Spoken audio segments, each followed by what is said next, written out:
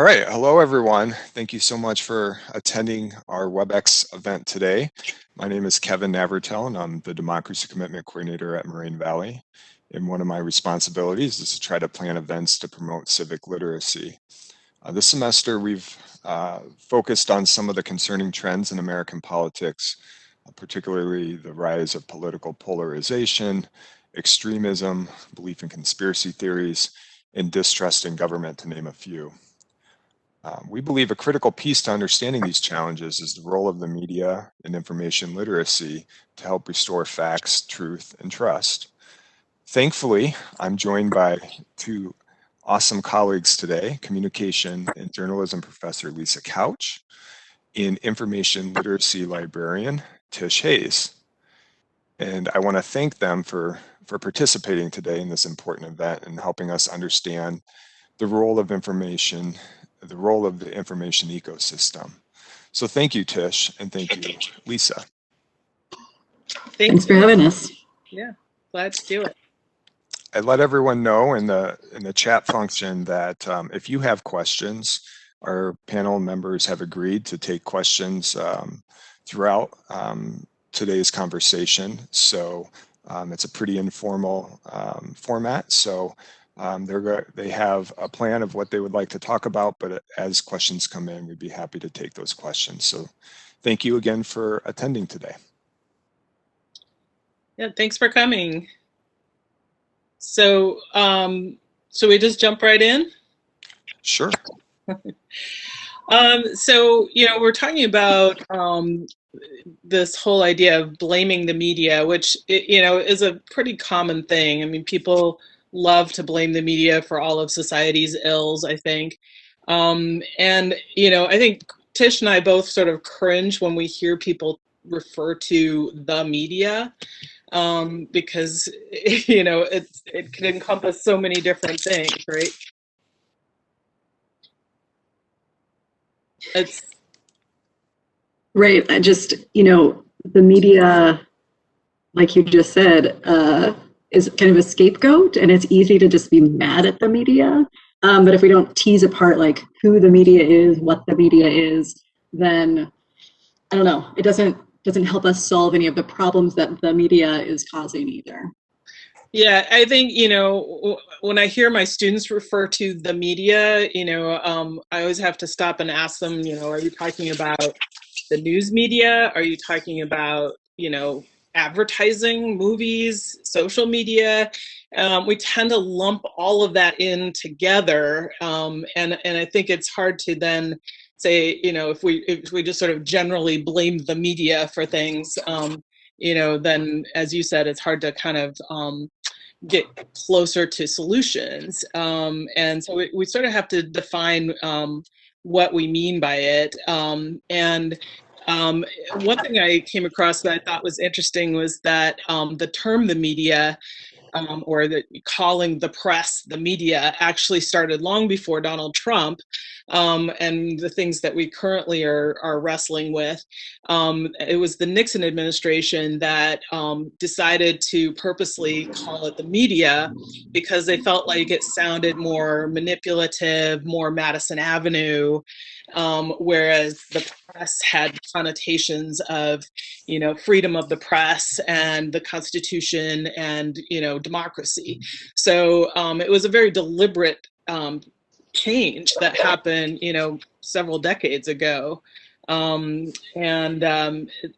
I think, over time, people have really kind of lost track of what the media's role is. And,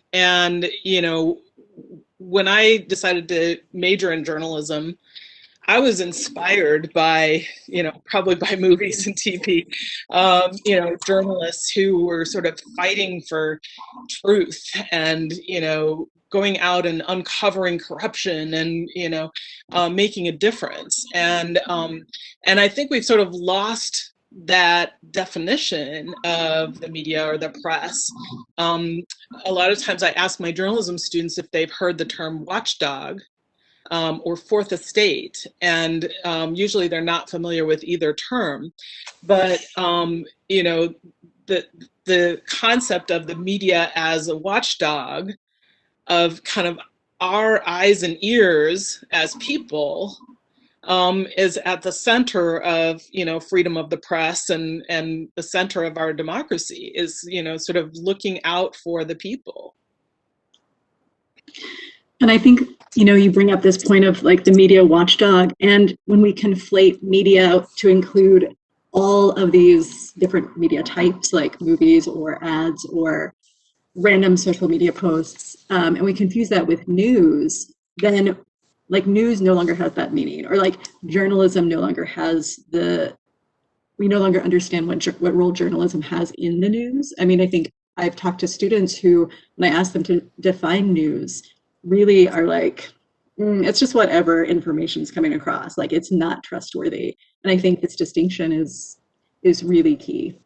Yeah, and the blurring of the lines is one of the factors that we're really looking at. There's this idea of the media as a watchdog. And another thing I find students are often, and other people are often surprised about, is that there actually is a code of ethics for journalists. We tend to think that, journalists have no ethics, but the Society of Professional Journalists has, a very detailed list of ethical principles. And one of them is to be vigilant and courageous about holding those with power accountable. And that's really what it comes down to, is, giving the voice to the voiceless and standing up for the little guy. That's what, there are a lot of, powerful entities in, government and in corporations. And it's journalists who act as our, as I said, eyes and ears to help expose what, bring to light what's going on with all those structures of power. Just as an example of kind of standing up for the little guy, my husband is a journalist, longtime journalist, and he was a columnist for the Chicago Sun-Times for 13 years, sports columnist. And one of the things that he did was a series on the Chicago Cubs scalping their own tickets to their fans. So he had uncovered this, and you'd have a cab driver who'd spent the night in line to get tickets to a Cubs game for his daughter. And he got up to the front of the line and they said, oh, there's no tickets here available for the price on the ticket of $45. But if you go up the street, you might be able to get some up there. And so they'd send people up to this ticket scalping operation up the street where the ticket might be $1,000. So the cab driver can't afford to take his daughter to the game. And there's some legal, aspects of this. And so Greg really uncovered that, and stood up for the little guy's Cubs fan, who, let's face it, Cubs fans over the years have really been downtrodden for many reasons. But this was before their World Series win. So I think we forget that the media is actually supposed to be on our side. And when I say the media here, I should clarify the news media. But it's about, holding people accountable, and, ensuring that the public's business is conducted in the open. So, again, this comes back to the media's role in a democracy. The government's business isn't the government's business, it's our business. We need to know what's happening. So, there's some kind of basic foundations here. This always makes me think about, when we talk about news being unreliable, I think a lot of people think about like breaking news, and sometimes the facts aren't right, but it is the like ongoing pursuit of a story, and like that investigative journalism that then reveals like the details later on. And I think about, I think it was in Texas, there was a hurricane, and there's lots of disaster, there's a lot of coverage of that disaster, but it's only like 6 months, a year, sometimes 2 years, I think it was like 2 years later, that they discovered that like funds that were supposed to go to survivors of this hurricane did not get distributed equally. So, some people who are already pretty well off got plenty of money, and like the people in most need didn't receive any of those public funds. And again, it's this, like, how is government conducting its business? I would never know about that. And the people who are most affected wouldn't know about that either without these journalists uncovering this bad business and this bad behavior. Yeah, I mean, there are journalists around the world who are risking their lives to bring us stories that we need to know about. And, I still have a bit of that hero worship that I had when I was, younger and decided to major in journalism.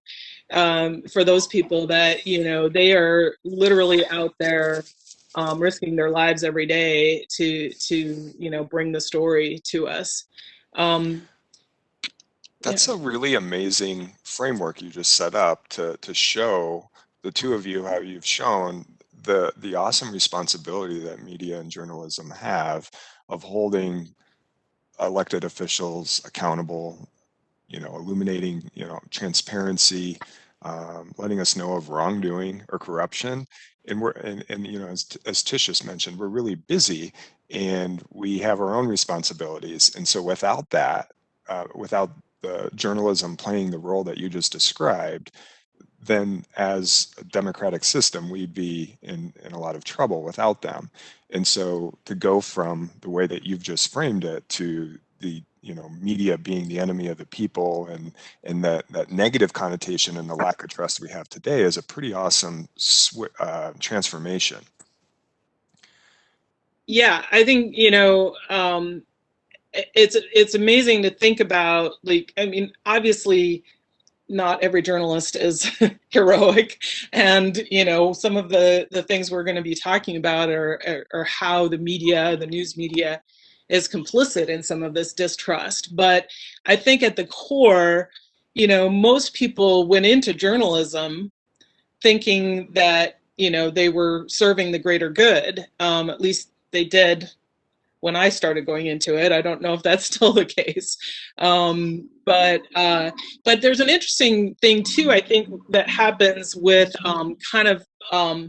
this watchdog role almost backfiring on trust in the news media, because if the media's role is to often be critical of those in power or to question those in power, if the person they're questioning is your guy or your woman, then you're going to feel uncomfortable about that. And there's this tendency to sort of shoot the messenger, because they're actually going after, the person that you voted for or the person you admire, and so there's that bit of like backfire. So you don't want to bite the hand that feeds you. If you're reliant on inside government sources, if you cover them in a critical way, you may lose your key resources for the articles or stories that you're trying to publish.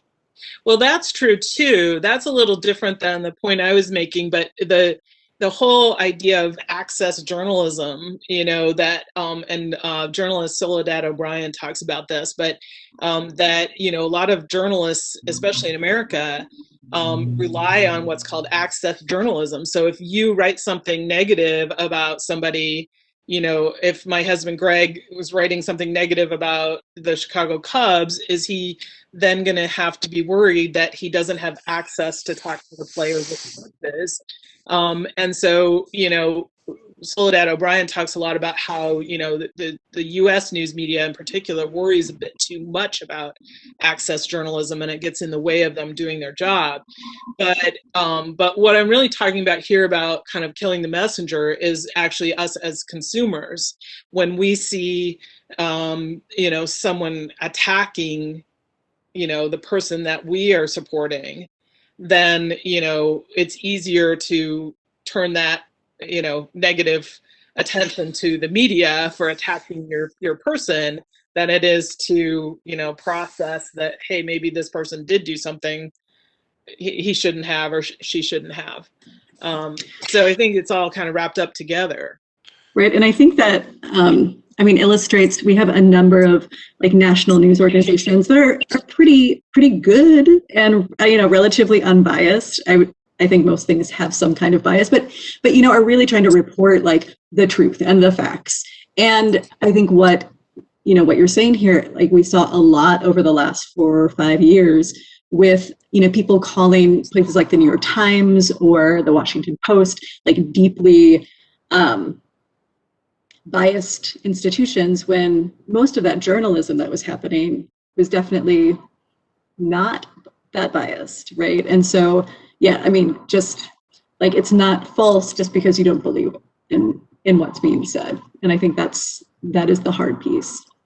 Yeah, you have to wonder, like, Woodward and Bernstein, today, uncovering Watergate, if they would have, and maybe they were at the time, I don't know, maybe they were vilified at the time to a certain extent, but you feel like maybe today they would be, it would be, the anger would be directed more toward them in some ways than toward what was actually going on, which kind of pales in comparison to some of the things that have been happening in the last few years. But right, instead of being shocked at like what they've uncovered, we're like angry at those reporters for telling us this thing that we don't want to believe. And like, yeah, because it's hurting a candidate, a leader, or a party.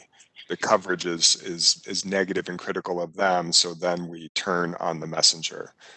Yeah, and I think it comes back to like identity politics too, that when, somebody's attacking your person, it's like they're attacking you.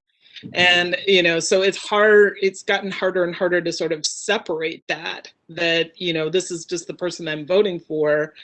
This doesn't define me. And we've gotten to where, we define ourselves so much by, the person that we've decided to vote for. But yeah, so we've got this, whole idea of what the media is or are. Media is plural, but it's hard to refer to them that way. But then you have this kind of erosion of trust. And, it has definitely heightened over the past, 4 or 5 years. But it's a bit of a chicken and egg scenario, I think, too. Like, did the trust in the news media erode because of Trump, or was Trump partly elected because a lot of people had lost trust in major institutions, including the media and government in general? But the increase in distrust is really kind of staggering. And it's a very noticeable difference between Democrats and Republicans. So from 1973 to 2018, the increase in distrust, kind of a double negative, but the increase in distrust went from 13% of people to 28% of people who said they had hardly any confidence in the press as an institution. And among Republicans, it went from 16% to 65%. So it's a huge increase, and it's a big increase overall, not just looking at it by party, but we really are looking at a major shift here. According to Gallup, they did a poll just last September that said that 6 in 10 Americans say they either have not very much trust or none at all in the news media, which is, mind-blowing. 6 in 10 Americans. So I think, like, where are they getting their information then? Where, if they don't trust the news media, what do they trust? And we're at like a record high too, where 33% say they have none at all, which is up 5 points since 2019. And I think this raises these questions, which we're going to get into later. Why has that trust in the media changed? What has caused it? What are the things about us as the American people? What are the things about the media as different institutions? Like, what are all of these components that have like shifted over the last 20, 30, 40 years to bring us to this point where we have so little trust in the media. Yeah, and I think it's a lot of factors kind of all together. But the result is that this erosion of truth.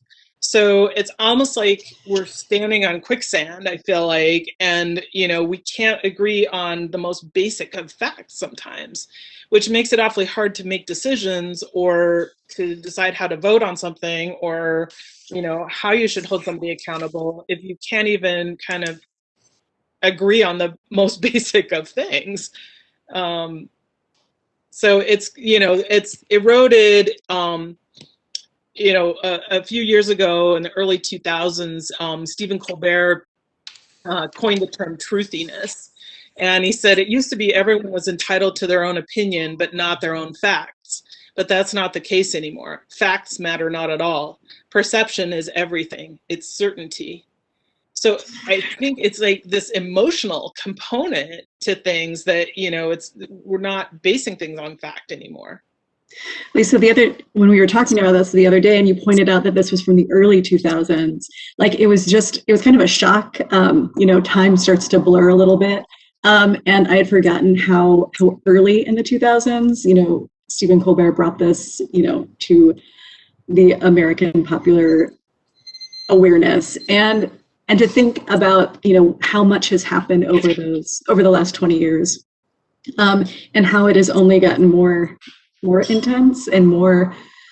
This truthiness has played out in so many different ways, and it brings us up to this moment where we have people debating the science of wearing masks, about COVID, vaccines, things like that. I think shows the consequences, I think, of this truthiness and of the erosion of trust. Yeah, I mean, we're living with those consequences, and 2020, 2021, we are living with it. Colbert actually coined the term in relation to W. Bush and the invasion of Iraq. So it's been going on for a while. Then, of course, you had Kellyanne Conway with her statement about alternative facts, and that was on Meet the Press in 2017 in relation to President Trump's inauguration and the number of people who attended. And so Sean Spicer, the press secretary at the time, had talked about the number of people, and she went on to kind of defend what he had said, and referred to alternative facts. So we can't actually, again, it's like quicksand. What facts used to feel like they were solid, but not so much anymore. And maybe they never were. I don't know. I thought it was interesting that Biden, in his inauguration speech, 4 years later, after we were talking about alternative facts, he felt he had to point out that there is truth and there are lies. It's just such a bold statement. We need to understand there is such a thing as truth and there is such a thing as lies. So I just thought that was interesting. Well, and that this idea of truth and lies, or facts or alternative facts, becomes so intertwined with partisan politics, that is so troubling, right? We want to, I think, be able to establish what are the facts that we know, the things that we know, what is the truth we can stand on, and what are the things that we don't know.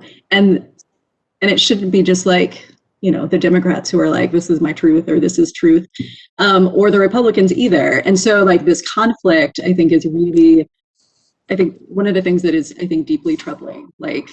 As we're thinking about this, when we think about, again, these consequences for maybe this erosion of trust and the erosion of truth in the media, this is where we're at, where we have to say there is truth and there are lies. That's kind of wild.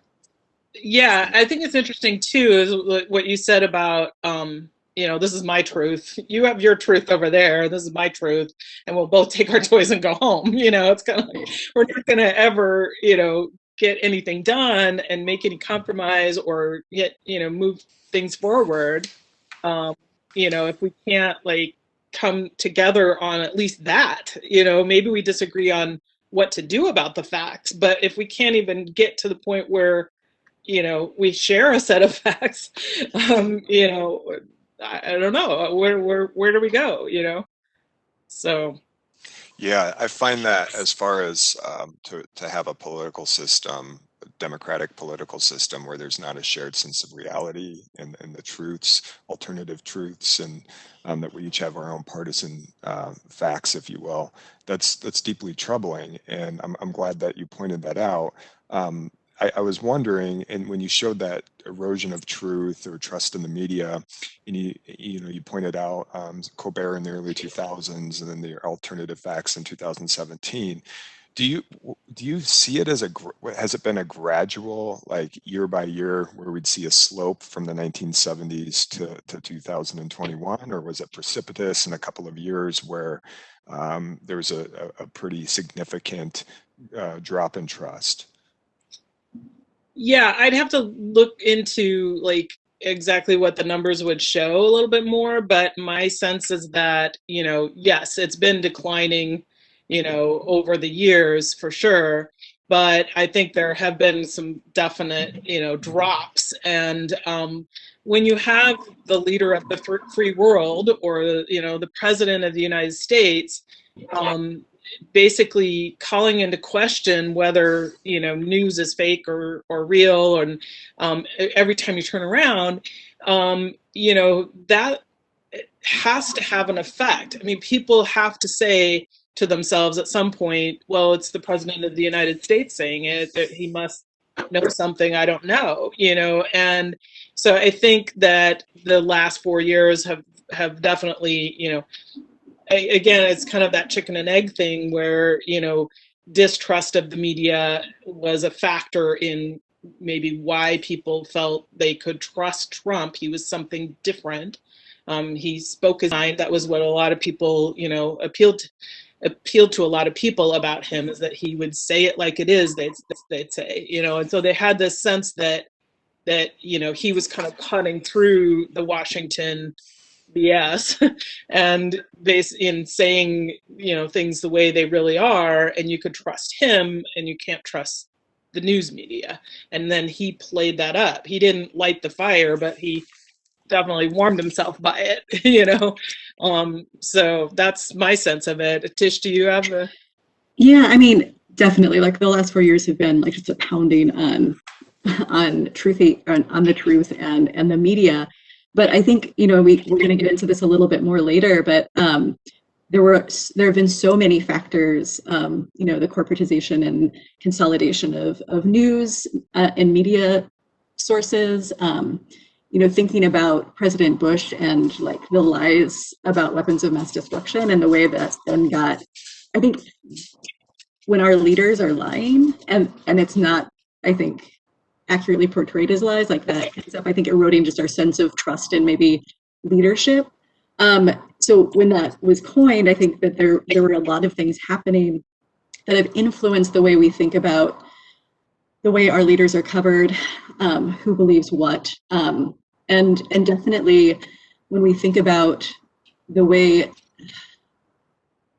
many of our news organizations have not necessarily like they do all of this amazing work to, like, and the investigative journalists I think are incredible, but the institutions themselves haven't necessarily stayed up to date. We see, takedowns of people in the media all the time, the way they've maybe handled different situations. So I think there's just all of these factors, which we can get into it more later, that have like slowly chipped away. And then the last 4 years have just been a hammering, right? Like that's the essence of it.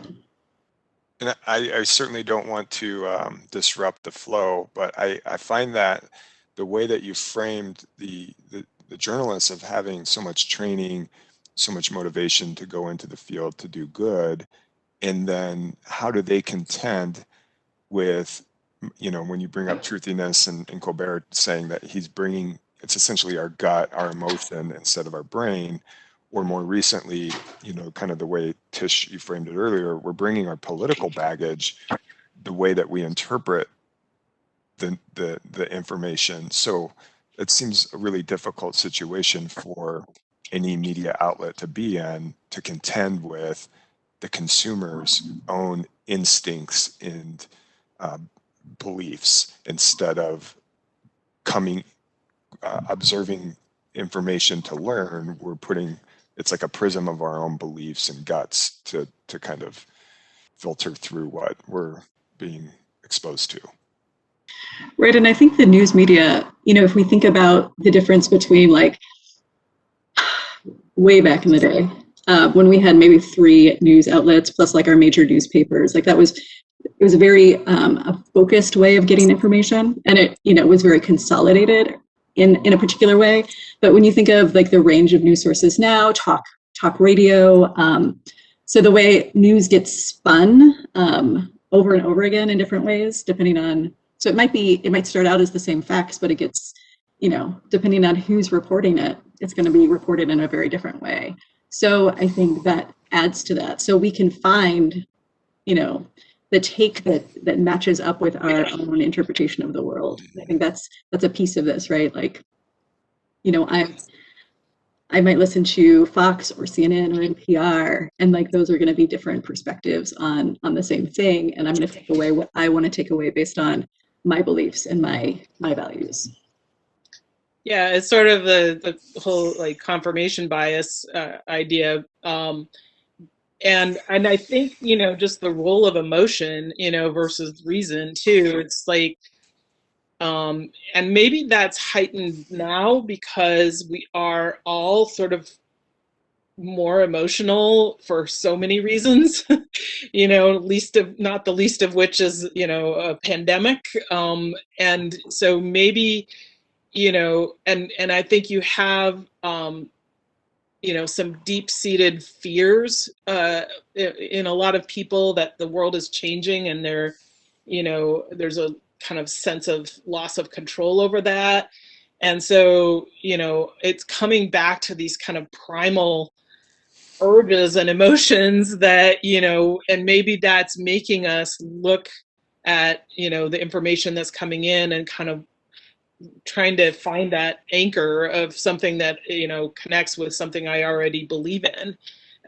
So I think there's a psychological component to this for sure. So while, you know, we can say, okay, Biden is saying, you know, there's this, you know, there's truth and there's lies. Meanwhile, you know, you have Trump supporters who are continuing to say that they're in a battle for justice and truth, that Trump won the election, and, you know, and no number of legal court cases, you know, I think it was more than 60, you know, can convince people that, you know, no, the election wasn't stolen. So it's like kind of playing into what we were just talking about, you know, I have this strong belief that it goes, you know, is at my core, and you know, it doesn't matter how many times somebody's gone into court and said, no, this didn't happen.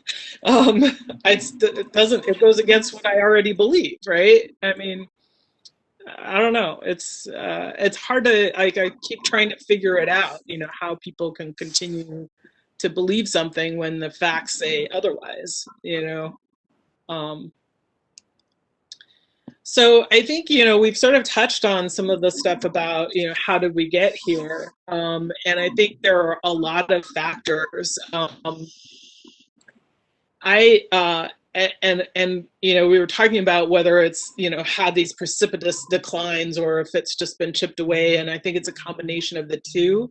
When I think of erosion, I think back to my time. One of my first jobs was as a reporter in South Carolina, and I was, having mostly grown up in Colorado, was thrust into a beat covering coastal environment, which I had to learn about quickly in order to cover it. I was, and one of the big stories was about beach erosion and how these developments that would be too close to the beach would result in greater erosion. So every time a wave would hit that, wall of sand, basically it would like drag more sand out to sea.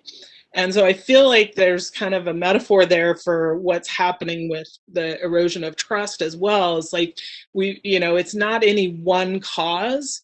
It's this, multiple factors that have each like crashed into this, wall of trust and eroded it away one after another. So you have factors like money, of course, and we touched on a little bit just the media consolidation, social media and citizen journalists, Trump himself. There is bias. We have to acknowledge that, it's not, not all journalists are noble and not all journalism is unbiased. And then this whole idea of filter bubbles and kind of reinforcing what we already think. But so we were going to maybe go through each of these quickly. But, I think one of the things in terms of media complicity is the blurring of lines between news and opinion. And this happened, since the time I was in journalism school. Things were very clearly labeled, and partly it's a function of, newspapers versus other sources of news. But, you'd have your op-ed page, which is where the opinion pieces went, unless it was a column. And if it was a column, you'd have the person's mugshot with the column, so you knew it was somebody's opinion. And then you had, reporting, which was supposed to be mostly objective. And I think, over the years, and especially with the 24-hour news cycle, that when that came into play, and all this time had to be filled, news stations went toward embracing more and more opinion or analysis, and those lines just became more and more blurred. And you had people, writing blogs, so somebody blogging from their basement, writing their opinion, is that media? Is that news media versus somebody who has been reporting and actually, abiding by journalistic principles? It was kind of interesting because, Tucker Carlson was sued for slander. And the judge ruled that his show serves as opinion commentary that is not reasonably understood as being factual.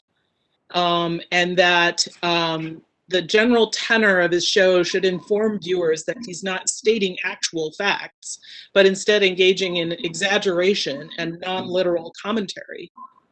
But you have to wonder if every consumer of Tucker Carlson knew that's what they were getting, or if they assumed that it actually was news and, not, and it was actual facts. Do we sit there as consumers and sort that out for ourselves? Well, wait a minute, so this part is fact and this part is opinion.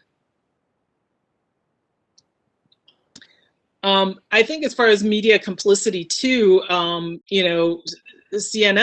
is not without blame. And, Don Lemon in 2016, said people want to see Donald Trump. You want to watch him. At least there's someone interesting in the race. And so it's like, this is entertaining. And, Trump was a major ratings boost. And to the point where he was given $2 billion in free media time, more than double any of his opponents. So, are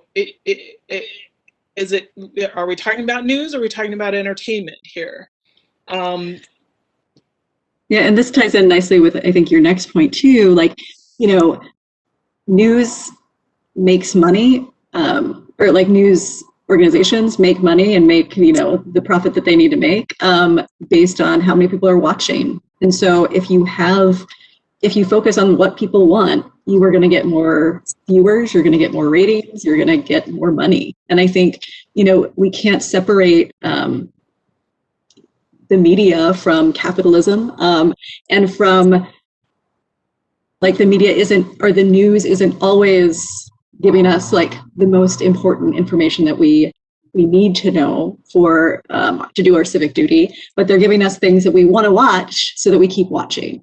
And I think that line, becomes really problematic when we need information to make good decisions, and instead we're just bombarded with a ton of information that's like wild and fun and entertaining, but it isn't necessarily useful or practical or true. Yeah, I mean, that's where, clickbait comes in too, online. It's like, I mean, what are you going to click on, a story about puppies or a story about Iraq? Which is interesting in that Sam Zell, who was kind of an infamous owner of the Tribune Company, including the Chicago Tribune, when he acquired several papers, including the Orlando Sentinel, he was explaining his vision, and a reporter from the Sentinel asked him a question. So Zell said, "It's very simple. I want to make enough money so I can afford you," meaning journalists. "You need to help me by being a journalist that focuses on what our readers want and therefore generates more revenue." And the reporter said, "Well, what readers want are puppy dogs. I mean, we also need to inform the community." Zell said, "You're giving me the classic journalistic arrogance of deciding that puppies don't count. Hopefully we get to the point where our revenue is so significant that we can do puppies and Iraq." So, puppies and Iraq. It's to combine what each of you have just said with a comment from Jan in the chat. It's almost like a trifecta where the politician, the media outlet, and the consumer are all, I guess, we're getting a benefit and feeding off one another, that we like the entertainment, they like the ratings, and the candidate or the politician likes the coverage or the attention to be in the spotlight. I think that's a good way of looking at it. It's this sort of ecosystem of, we're all involved in it. And so maybe we're all need to be involved in solving the problem, but it is definitely tempting. You sometimes you just want, the junk food, Yes, puppies all the time. Puppies. I'm definitely clicking on puppy videos. Right. It's actually come to a head again here in Chicago just in the last week. So February 18th, Eric Zorn of the Chicago Tribune was writing about the fact that Alden Global Capital is poised to acquire the Chicago Tribune. Well, Alden, when it acquired the Denver Post, laid off 75% of its newsroom. And when it's acquired other papers and done the same thing to the point where in 2019, 21 senators signed a letter saying, asking Alden not to do this.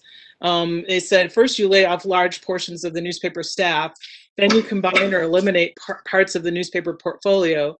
Finally, you sell the paper's assets, including its real estate, leaving the skeleton of the paper incapable of meeting the basic information needs of its community.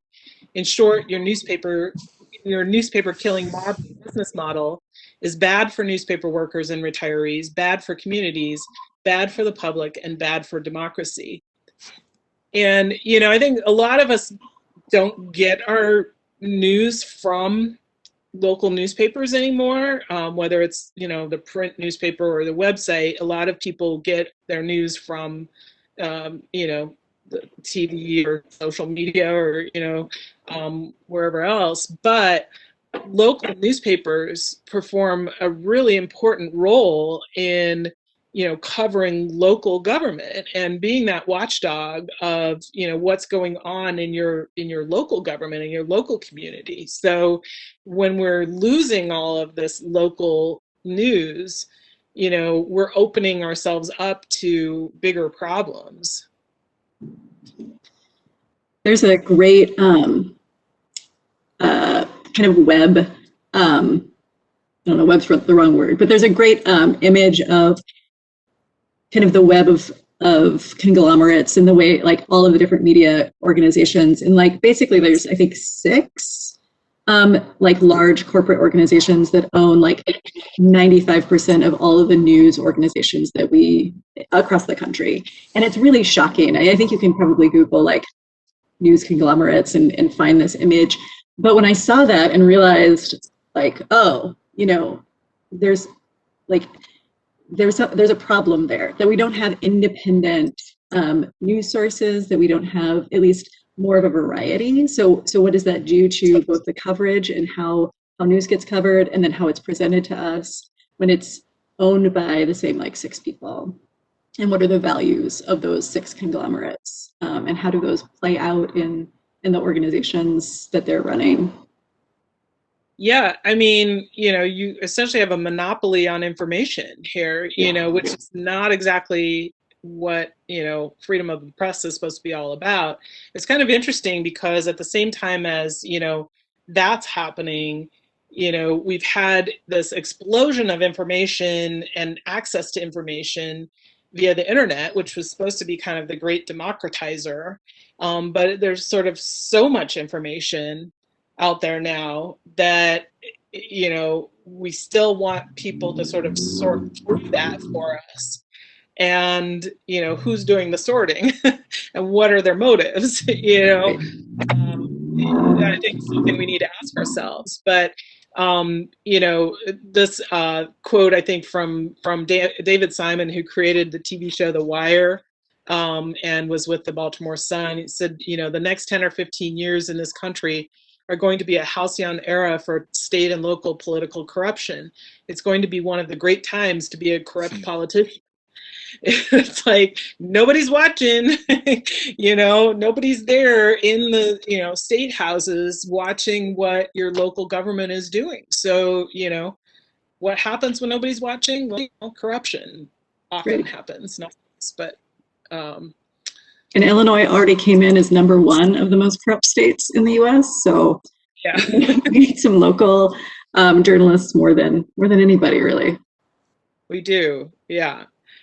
And then you have the advent of citizen journalism.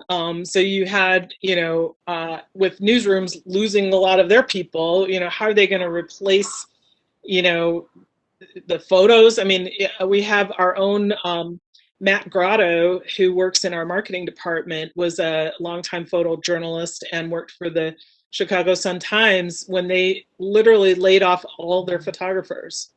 And so, now we depend on, people with iPhones to send in photos and videos, and, there's sort of citizen journalism in that way. And then there's citizen journalism on social media. And so, but I think it kind of comes back to this idea that,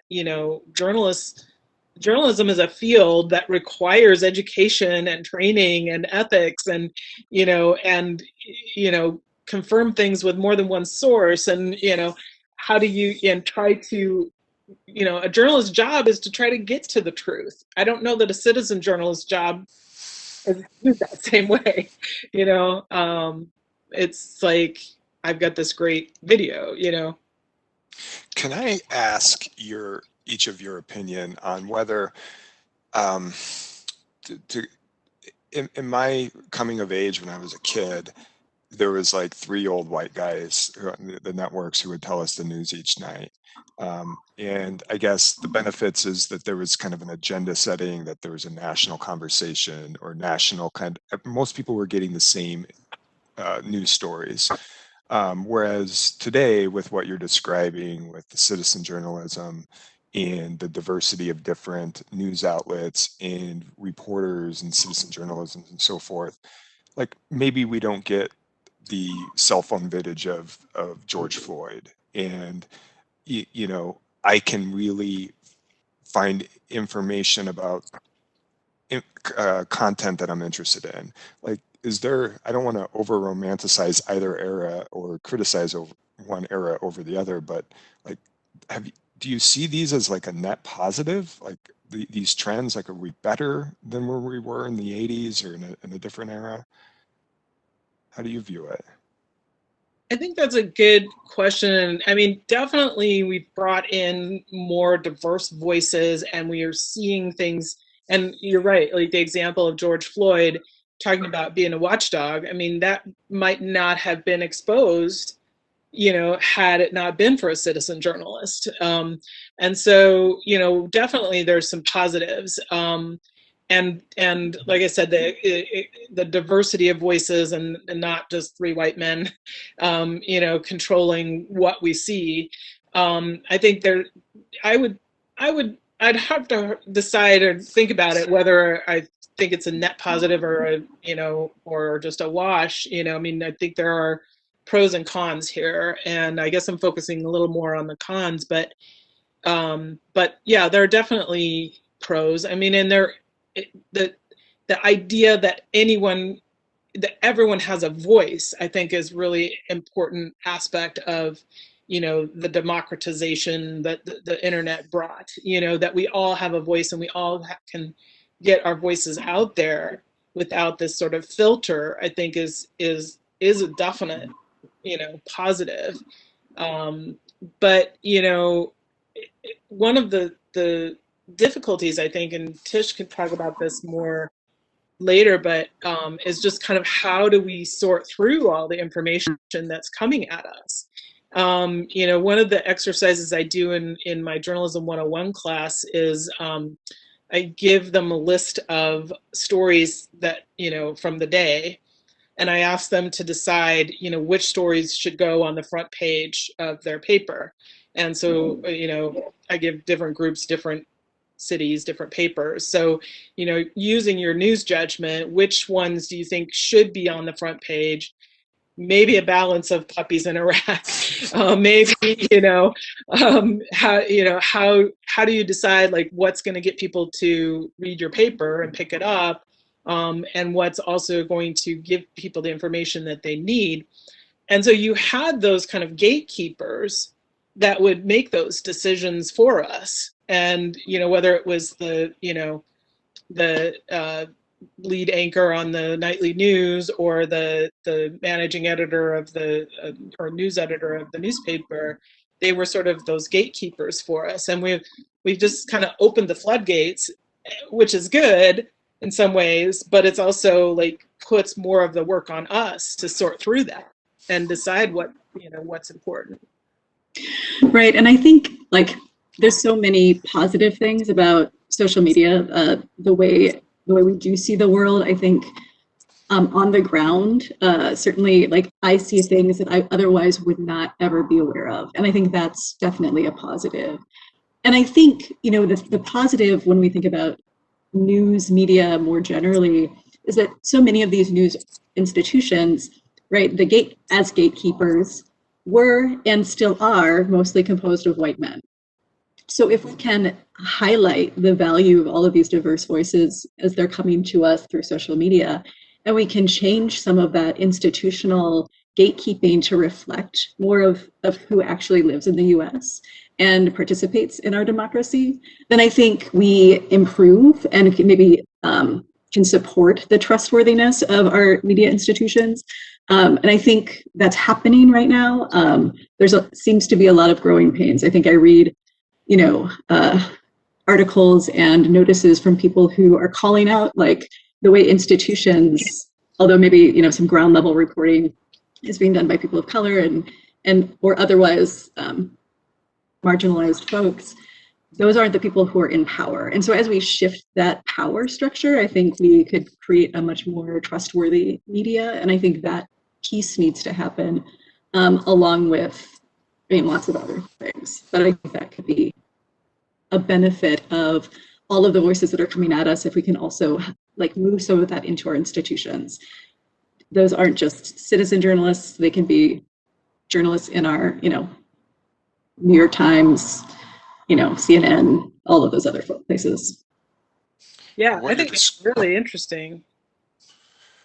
I was just going to say what you're just both of you are describing is a public good that we would all benefit from, and you just wonder who would fund this and how, because those frontline journalists and photographers that you're talking about who are getting laid off, like how do we change this model to where what in particular what Tish was just describing, like how can we get funding to make sure that there's more diversity in our news coverage and um, anyway, I hate to disrupt the flow again, but I found No, that really interesting.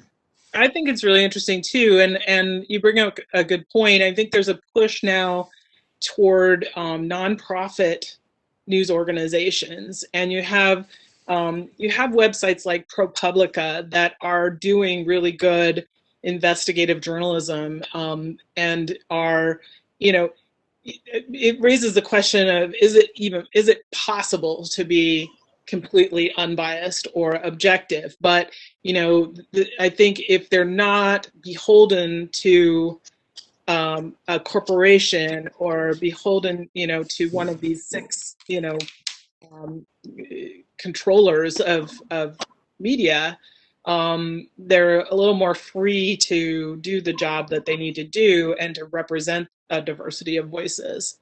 Yeah, and locally, the Chicago Reader and Block Club Chicago are the two sources that have gotten me through the pandemic. I mean, I feel like I didn't necessarily read them all the time pre-pandemic, but as far as like coverage of what's happening in Chicago because of coronavirus or because of the uprisings this summer, I really value that on the ground perspective in my city, local, not owned by a corporate institution. So I do think the more we can invest, like personally, communities can invest in these news sources. Like it's better coverage. I think for me, it was more valuable coverage than what I was seeing in other places.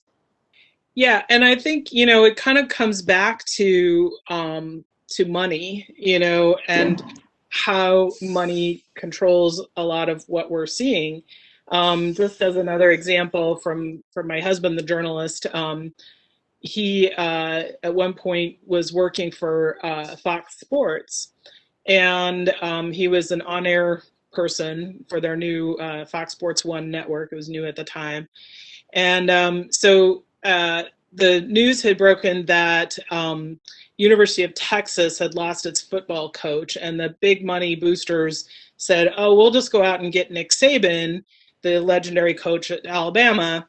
And so Greg was sent to Alabama to do this story about how there was panic in the streets over Nick Saban potentially leaving. And he said, well, it's like the middle of finals week. There isn't going to be panic in the streets. Nobody's going to be, out and about and up in arms about this. But they said, no, we want you to go there and do this. So his flight was delayed. And so they had sent, at the expense of $10,000 for one day, they had sent a film crew out to get, footage and get interviews with people talking about this panic in the streets. And then when he got there, he would go on air and sum it up and talk about it. And he got there, and the film crew said, well, we're not getting anybody. And he's like, yeah, I know, there's no panic in the streets. And so he meanwhile had done some good reporting and found out that Saban was actually kind of re-recruiting all his recruits and bringing them out, contacting them to assure them that he wasn't leaving. And but his bosses at Fox didn't want that. They didn't want that story. They said, we sent you there to say that there's panic in the streets because that's good TV, and so you need to say that there's panic in the streets. And so, here he is trying to be a responsible journalist and report on the actual facts. So he had to he had one guy talking about it, and he kind of led with that, and then he went into the stuff that he wanted to report. And that was sort of a last straw moment for him, and a moment that led to him leaving Fox, because he's like, I'm a journalist, I'm not an entertainer. I'm here to report the truth, not not, say something that just is good TV. So, excuse me, my battery is dying. I have to plug in here. So, I think we can't underestimate the influence of money in all of these kinds of decisions. But coming back to like the training that journalists receive and the ethics, there are these four kind of key pillars of seeking truth and reporting it, which is what he was trying to do, minimizing harm, acting independently, and being accountable and transparent as journalists. So, again, kind of the citizen journalists maybe don't get the training in all of those things. I think, when you have good journalists, they can uncover really important stories, as we've talked about before. But one of the ones that really appealed to me was, as far as the work of journalists, was the story told in the movie Spotlight, which was about the journalists at the Boston Globe who uncovered the scandal around abusive priests. And the movie really depicts, I think, the work of good journalists in a good way. And it shows how, they aren't going to run the story until they've got confirmation from various sources. And they do all this, kind of tedious legwork. The movie does an awesome job of like making the tedious work look interesting.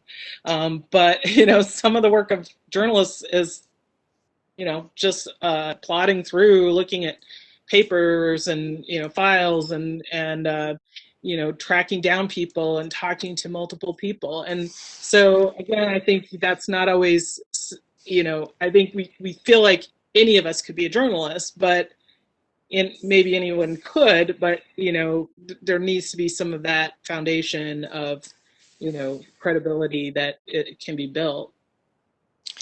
Yeah.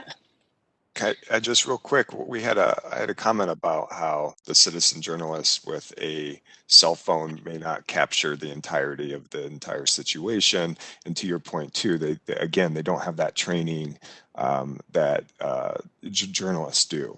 So we are still, despite the positives of getting some glimpses into some things that we may not have received before, you're still missing perhaps the full context of a situation. Yeah, I think that's really important, and I think when we talk about the truth, the truth is complex, and we tend to oversimplify it. We tend to, say it's either this or that, or your side or my side, and there's only two sides. But the truth is really complex, and so part of what happens with getting our news from social media is we lose all that complexity. We get a tweet or we get a Facebook post, and we may not click through and actually read the story, and so we get this kind of shallow feeling that we're informed, but we're not really informed in any depth. Right, and that contextualization is so important for a journalist to convey a story, but it's also really important for us as consumers of information. I think, as you were pointing out, one of the key ways of how we determine whether information is credible is by putting it within a context. Like, you don't just take a piece of information and accept it as true. You have to look at the larger, system it's a part of. Like, how does it relate to the other pieces of information that are also informing you about this topic? So it becomes, right, a complex web. Like, that contextualization is really everything. Yeah, and then you have a president trying to capture everything in a tweet,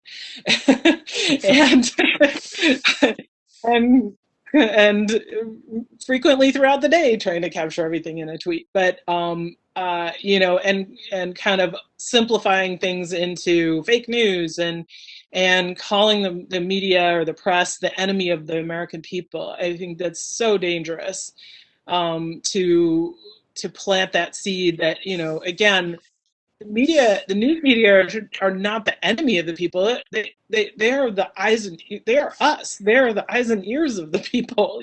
So if you're saying the media are the enemy of the people, then you're saying we're the enemy. We're the enemy. I don't know. It's just a really dangerous thing. To juxtapose that to what you've each just said, it's interesting that maybe the anecdote to all the complexity and context that might really be necessary to understand something, whereas a meme or a tweet can succinctly get at perhaps that truthiness or some other kind of gut emotional feeling that people have, and which one gets more views or attention or resonates with people. Right, like those tweets, usually, I mean, whether they're from President Trump or, some other person, like those are the things that are hitting our emotional buttons, and they're designed to do that. And that's when we react either positively or negatively. And those are the things that stick. And so when you scroll through social media, like there's that range of like, oh, this is great. Oh, that's a puppy. Oh, I'm so angry about this. And those roller coaster emotions are also a little bit addictive. And I think it becomes harder then to take the time out to do that contextualization. Yeah, I mean, it's work. You've got to actually go out of your way to find out the context and the depth. And we're not always wanting to do that work. So I think too, like in terms of media complicity in a way, the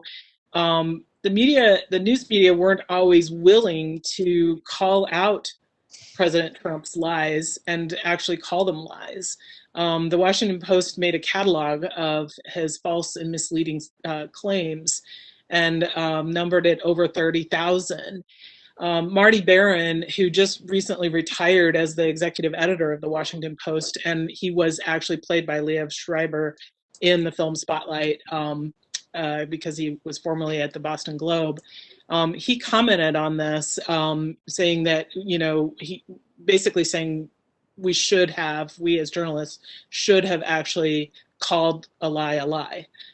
We should have called them that from the very beginning. And he said, we were operating on good principle, and let's be fair, he was president, he was duly elected, but he was exploiting them. He was exploiting our principle. So I think sometimes journalists kind of walk it back a little bit in the name of fairness and in the name of being unbiased and being seen as unbiased. They won't go for, calling something what it is. And another person who really talks about this is Christiane Amanpour, who gives an interesting perspective on what it means to be objective. And she said, based on her war coverage, she came to understand that objectivity means giving all sides an equal hearing and talking to all sides, but not treating all sides equally and not creating a forced moral equivalence.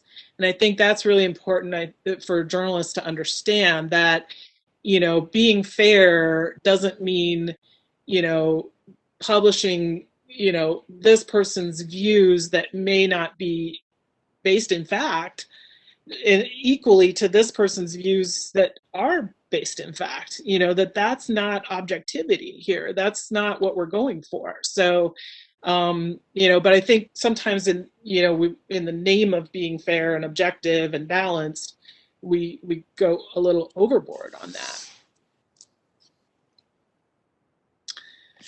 So, and then Tish, you were going to talk about kind of the overall information systems that, Yeah. I wanted to, contextualize news a little bit within this larger system, but I'm also looking at the time and wondered if it made more sense to just kind of open it to questions. I don't know if we want to do like a part 2 later on in the semester, because I do think, thinking about the media within our larger information systems and how information works and how we respond to that information, I do think is really, really crucial for kind of this moment that we're in. Given that we don't all consume media from like a couple of sources, that it's coming in from all of these different sides. We have people who are actively trying to create disinformation to change the way we think and feel about different issues. So I think there's a lot happening there. So, but I wonder if we should just open it up for questions for the moment. I'm with you, Tish. I do think we need a part two. One of the benefits of WebEx is we can run over a little bit and people can drop out without disrupting our conversation. Cool. But I know I have a hard stop at 11:30, and I already see one message in the chat that they would like a part two as well. So if you're willing, then we could organize a second part to cover that more in depth. I'd be good with that if you are, Lisa. Yeah, absolutely. I think it's really important that we talk about, how do we become good consumers of media, and, how do we find that information that gives us that context and that complexity, and how do we, combat this erosion? So yeah, definitely. Okay. Awesome. So if there's questions and comments, please use the chat and we will do our best to get to all of the questions and comments that we can. In the meantime, I'll have a question, and I don't know if it gets us into the part two, but it just seems like there's a burden for amazing journalists to be these kind of super journalists, and it also seems that there's a lot of responsibility for us as being informed citizens. And I'm just wondering, is this practical? Now, I want it to be, and I'm not trying to say that it's not, but I'm just kind of wondering your sense of, like, in this era of this information ecosystem, what do we do? Right. I mean, there are definitely, and I guess this is part two a little bit, there are things that we can do as individuals, right, to help us navigate these information systems. Part of it is just being aware of how information works. And so that's kind of a couple of pieces that I was going to get into. And then also, what are some strategies we can use as individuals to help us sort through all of that information that's coming to us. But I do think there are larger systemic issues that we need to collectively pressure folks in government, folks in corporations, to create good policy to better regulate some of this information. So we're bombarded with information that we didn't necessarily choose because algorithms have been designed to bring us information. And so when those algorithms are designed specifically to basically make those companies money, whether it's Google or Facebook or Twitter, problems crop up, right? Like, people can use those systems to create disinformation and spread that. Sometimes it's just like simple, the things that are getting the most attention get the most, just kind of cycle in on themselves, and that things become viral, right? So I think, how do we keep Twitter and Facebook and Google accountable for the algorithms that are bringing us this information? And how do we help make that a little bit more transparent? And how do we design new systems? Some of the most interesting things I'm reading right now about information systems are people who are trying to rethink the entire infrastructure for social media. What might that look like if it isn't designed the way Facebook or Twitter is designed? So I think there's these big kind of structural policy things that we definitely, I think, have to be addressed. And then in the meantime, there's all of these like on the ground things that you and I can do to kind of help us navigate. But it's going to take both, I think, to move us into the realm of truth and trust. Yeah, I would agree with that. I think, we're in a position where a lot of the responsibility has been put on us as consumers. And that is a good thing. I mean, it puts us in charge in a way. But we have to take that responsibility on. And I think, there are some shifts going on in the news media of, like I said, some more nonprofit news organizations. I see, the junk food, aggregator sites are kind of starting to hire reputable journalists again, and so I think it's just been this shifting landscape, and hopefully we're going to find our way to the other side of it, and mixing my metaphors there, but but we're going to find our way to solid ground again, I guess. I was also wondering about other politicians and the way that they could hijack media attention. It seems that there's a few savvy people who are currently in office who are pretty adept at either using social media or other ways of kind of gaining attention in a kind of sensational way. And it doesn't seem like journalists have fully adapted to that, of like what becomes newsworthy and what should be covered. And so I'm trying to think of a way to ask this concisely, but like how do they learn from savvy politicians who might be engaging in behavior just to get coverage? I mean, I think that goes back to this idea that of ratings, because the politicians who are doing the things and getting covered, like they're successful because people want to see that, right? Or at least we're trained, in some ways trained to want to see that drama, or that those tactics are the things that pull in viewers. And I think there has to be some separation then for, like if news media is really run because of money and like how many viewers you're going to get, I don't think there's going to be a shift in that. At least I think that relationship's too tied together. One of the things I've been reading about is the attention economy. So again, that kind of falls back on us, but maybe it's also something that we can pressure journalists or pressure government officials, pressure all kinds of people to really reconsider, is like, where are we putting our attention? And if people are making money from our attention, is there some way we can push back and say, you're not going to get my money because I'm not going to pay attention to that. I mean, I think that the attention economy is a little bit more complex than that, but I think that's one component that I think of. Like a scarce resource. Right. Yeah, I think it's interesting. I mean, journalists are human too, and so we're probably we're attracted by the shiny objects, just as much as anyone else. But I think it's about, like, I think we have to have good training programs. We have to have good journalism programs in colleges, and try to get students to recognize and pursue the real stories and not just those things that are attention grabbing. So we're definitely doing a part 2. And I look forward to that, and we will set up a time that works with our panel members, and we will share that with everyone.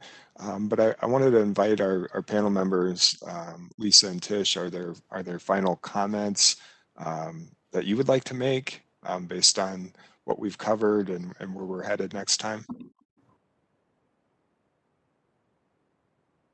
Yeah, I mean, I think, as I said, we're sort of in a position to need to become better media consumers ourselves. And so, we each have a responsibility as citizens, and this is the democracy commitment. We have a responsibility to seek out truth and to evaluate and know when we're being manipulated, when things are, we're getting a junk food diet instead of vegetables and things we ought to have in terms of our information diet, and to try to find the complexity and the context. And I know Tish has some great strategies to help us do that. So in part 2, she'll delve into that. Yeah, and I think just remembering the complexity of truth might help us slow down. So again, there's these emotional components that often like attract us to different kinds of information. But if we can slow down and think through our reactions, and then we can contextualize that information and find some ways to like verify it. And it does take time. It's a little bit more work for us. But I think until we have these larger systemic changes that I think would be really that are important for us to push for, until we see that, I think we can take some action and really push back against kind of all of this media that's coming at us and take that time to verify and find that truth and find those facts and really make choices and decisions about the world around us based in being informed rather than just wild information. So if you're feeling like this, looking at your social media feed, just shut it, slow it down, and I think that'll help a lot. Yeah, and just one last thing. One of my students, Carolyn Zell, who is the editor-in-chief of The Glacier, really had an idea that there ought to be a course that's required that is, kind of in digital literacy and in, how to do exactly these things that we're saying people need to do. And I think that's a good idea. I mean, it's a real need for everyone, not just journalists, not just, it's a need that we all have to be able to understand the information that's coming at us and make those responsible decisions based on it. So yeah. Yeah, it's really a public good, and it needs to be supported in, as we were talking about earlier with the funding models, but also from creating the requirements or incentives to make sure that we as students or as citizens are getting prepared to exist in this current media information ecosystem. And I really want to thank Lisa and Tish for all of their insight today. It was very informative and very well prepared, and just for your graciousness of willingness to have a part two, considering that you've already volunteered so much of your time. So I really want to thank both of you, and I want to thank the participants and people who contributed to the chat. And stay tuned for part two. And thank you again. Thank you. Thank you. It was fun.